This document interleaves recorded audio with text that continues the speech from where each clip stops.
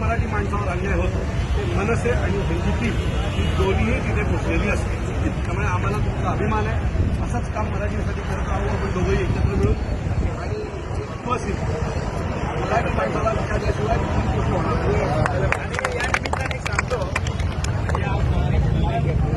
महाराष्ट्राला स्थापन होऊन आज जवळपास 65 वर्ष झाले आणि मराठी एकीकरण समितीमध्ये शब्द आहे एकीकरण.